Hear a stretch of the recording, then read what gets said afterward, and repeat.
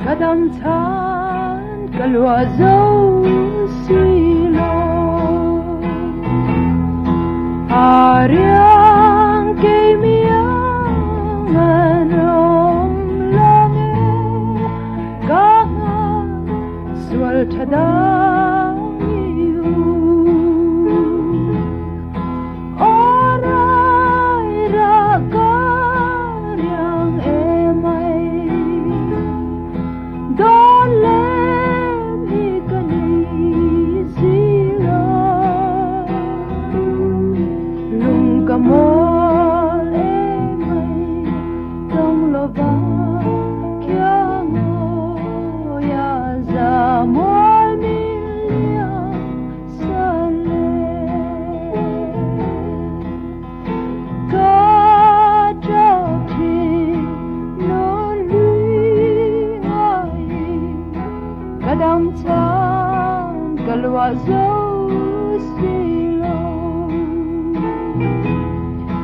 Katen kalau den kalenga Tuna Samuel bilang sa Orang rakan yang emay Don't let me kanisima Yung kamol emay Tong labak yang ya Samol milyang sale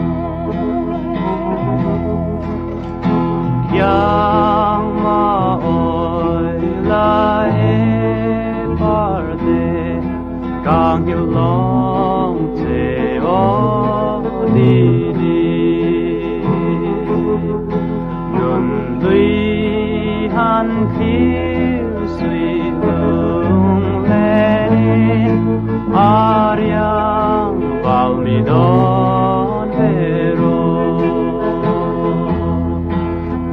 Oray rakaryang emay Don't let ikani sila Lung kamol emay Tong loba kya ngoya Zamol milyang sale Don't give parte lungti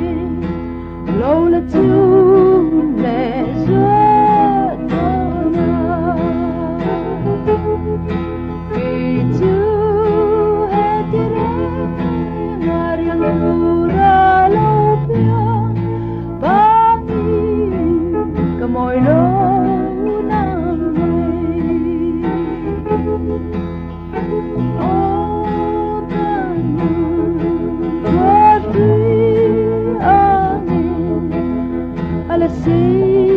Don't see Ariang kadana turenga Ipiang kwanule joy Oray rakaryang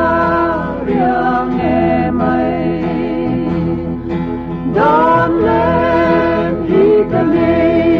sila Lung kamol emay Tong labak yang ngoya Zamol milyang sale